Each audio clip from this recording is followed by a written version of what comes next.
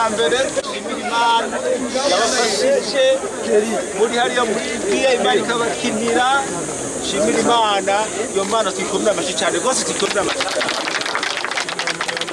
amarero dushima namwebwe ekipe mwarakinye neza cyane murakina muri hamwe murakina neza muratsinda Libya ibitsindo bibiri kuri bibiri muca muraronka uburenganzira bwo gukina n'izindi ekipe dusubire dukomere amashi Imana amarero ini kadoni ndabahaye agashimwe ndabahaye motivation ndabahaye igihe mwari no ugomba kuja muri Libya n'ababwira mwakina neza mugatsinda Libya zoba miliyoni 50 areni za miliyoni 50 ndabahaye Mtetupa izine 50 katera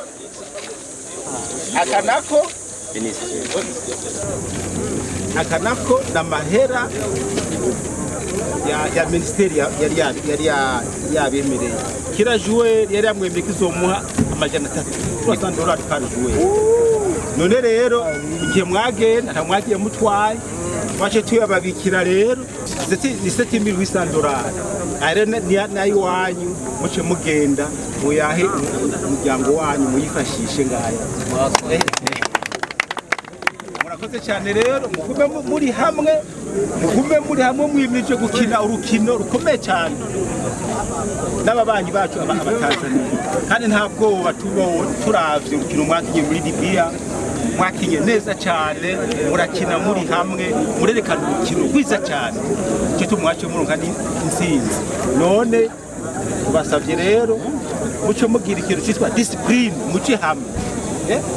muce hamwe gutegura urukino muzokina mu minsi mu kwezi kuza kuwa Mungu bafite urukino kuwa Mungu muzokina na Aigle Noir kandi muzokina ngaha kuri stade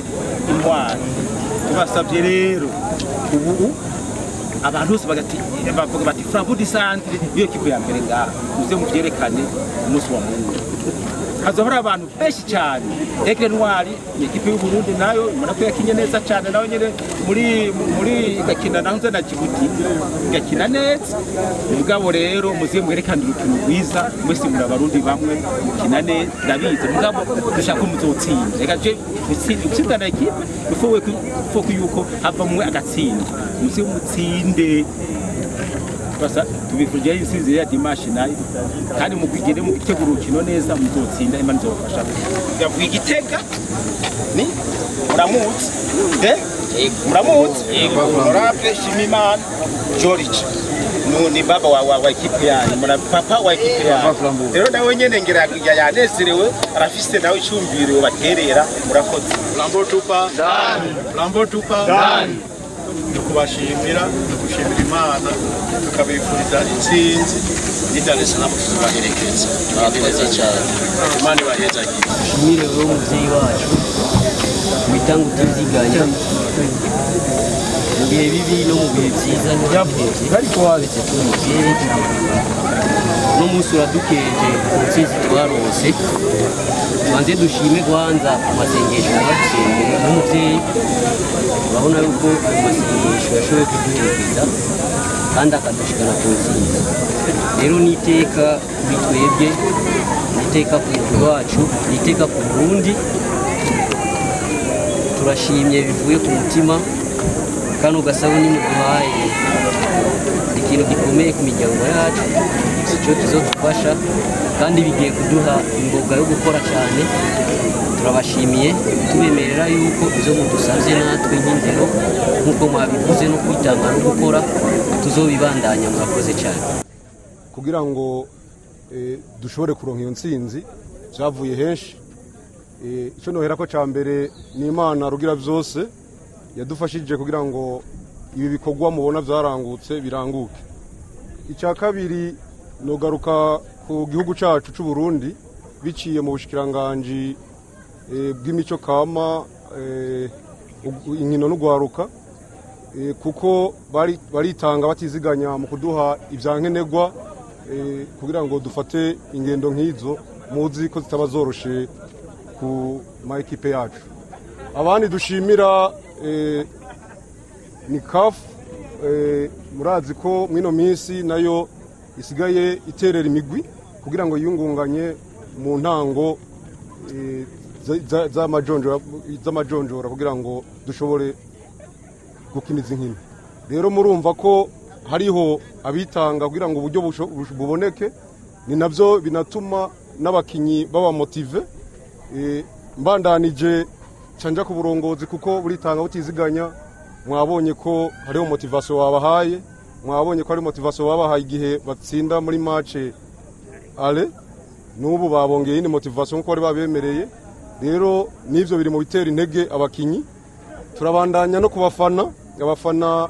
ni novuga kari umukinyi wa 12 kuko nabo baradutera intege cyane, mwama mubona inkino dukina ko bama bari hande yacu. Muri make novuga kari ivyo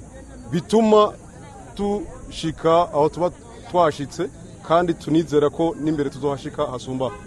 Imana izobidufashamwo, abama badushigikira bazobana badushigikira, abakinyi bazokwitanga uko bahora bitanga, eka n'uburongozi bwarateguye uko bwama mu bitegura motivation ndetse isumbirije ijya mwabonye.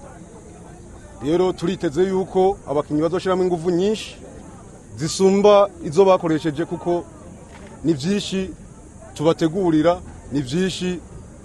biri imbere yabo kandi muzobimenyesha. Intumbero twihaye sinova ko turayishika ko hariho byinshi byo gukora, kandi murazi ko mu mupira w'amaguru umuntu yari akina kugira ngo atsinde. Rero ubu ikiri imbere yacu nuko tugomba kubanza gushira ingufu ku rukino tuzohura na Singida Muzi kugira ngo dushobore kuja muri phase de group. Nitwamara kuja muri phase de group, Imana ibidufashije, ibindi tuzobandanya dushiramo ingufu kugira ngo turonke ivyiza biri imbere gusumba ivyo. Nkaba nagomba narangize ndabatumira ku rukino ruzoba kwigenekezo rya 5 z'ukwicumi kuri stade Intwara, tuzohura n'umugwi wa Aigle Noir, nawo muzi ko uri kuravyitwaramo neza nta twebwe nyene. Nibaza ko rukino ruzoba ruryoshe kuraba. Rero nagenda basabe ndabatumirire ko mu gwitaba ku bwinshi kuko azora rukino rubereye ijisho. Umwizero urahari kuko ugiye gukompara iriya ekipe twakinye ukarabana Viriko na Singida, nibaza ko boto batandukanye karekare. Ushobora kuvuga ko n'iriya ekipe biri hejuru yabo. Ikizere gihari nuko twebwe tuzogerageza gukina ibyacu dusanzwe dukina, ntabwo tuzoza gukina ibintu bitandukanye byo twari dusanzwe dukina, tuye gusubira comme d'habitude. Ndizera ndafite ikizere yuko dushobora kwitwara neza imbere ya Singida. Nibaza ko Primus League ndushobora kuyiheba, ko Primus League nibaza ko no mu byadufashije irimo kuko uravye ingene twagiye tumaze gukina ziriya match zine tukazitwaramo neza, contrairement n'umu adversaire twahuye wewe batari bwatangure champion wabo, natwe byadufashije. N'ubu rero match za Primus League tuzozikina nkizi turonda kuzitwaramo neza, nk'abo bariko barakora préparation ya competition, kuko ntidushobora kubisepara karekare. Préparation spécifique ya match ya competition izo bumwanya muto muga mwanya mukuru, nibaza ko umuntu azoba ari concentré na ligue. Icyatugoye nuko muri match ale premier mi-temps arabonetse kama akantu k'agafatigue ku bajore bacu, bijyo bituma mu gice cya mbere dushobora kwitwara neza. Mugabo deuxième mi-temps dupakomenya gukosora tugasubira mu byacu tugakina notre tour de jeu. Mbona ko babi exprimer bari à l'aise.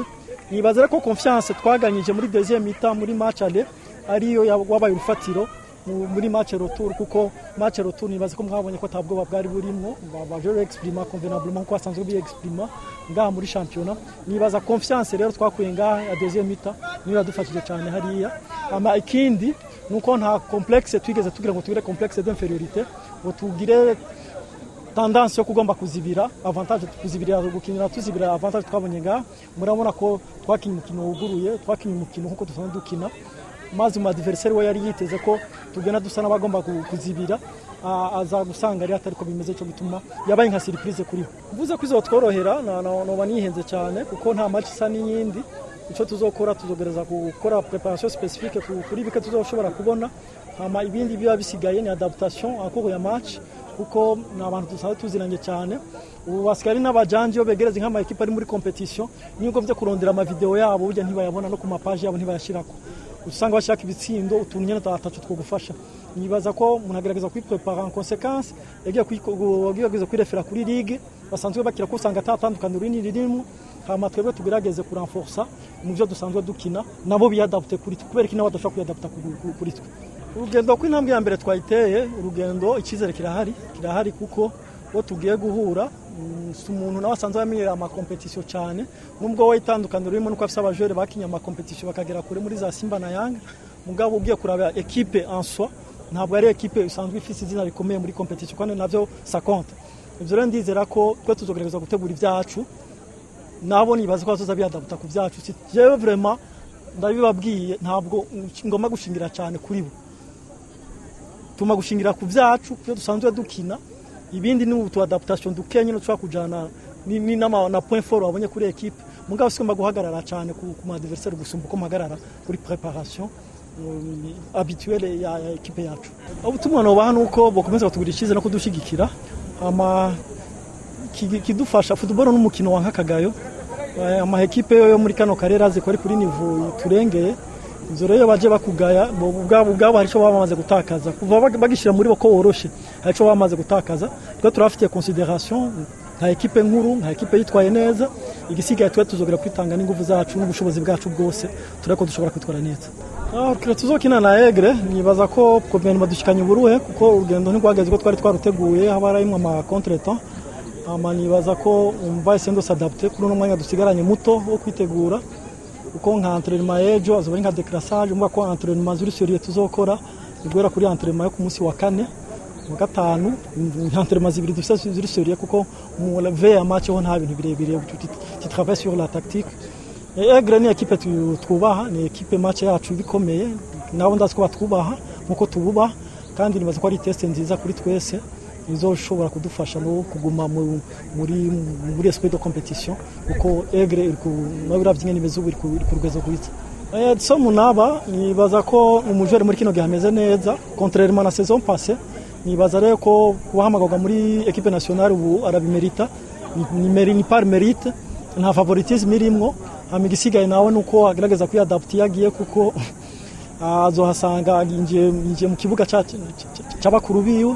agerageze kuyadapta mugabo j'ai confiance en lui kuko n'umwana afite 100 fois umujene afite 100 fois ubona ko kuexprimer no gutinya adversaire kwa Edison nta kibanza bya bifise twe duhaguruka ngaha bivanye na experience mbe twari dufitiye mu bihugu by'abarabu surtout sur l'arbitrage twagiye turi prudent cyane tuzi ko ari match za kubiri dur nga premier mi-temps dusa naho bayisurage muri deuxième mi-temps rero sama choqué numvise abaje ko baravuga ngo wahavyaheza ngo bibasaba ko atsindi bisindo bine waba nta bisindo bine kubusa upfa dusinze muri deuxième mi-temps pour dire ko uravye igisindo badusize deuxième mi-temps gitangura je manque de concentration ubwo ko tutadinjira muri match igisindo naco badutsinze muri traditionnel match igiri here batwonge 7 minutes bijya navyo ni celebration ya qualification yari yatanguye mugabo ankuru ya match icyo rero nibaza ko ari kintu zobanda dutegura umuntu agerageza kumumvisha ko kubona victoire hanze ni honneur kuri equipe ni honneur ku gihugu kandi on doit viser la victoire ntabwo twagiye gukinira match nul ni victoire ça compte beaucoup uko ni gushikana kuri nani novuga ko tabirebire twabuze muri make nico twabaye nk'abaja muri celebration ya qualification ankuru ya match.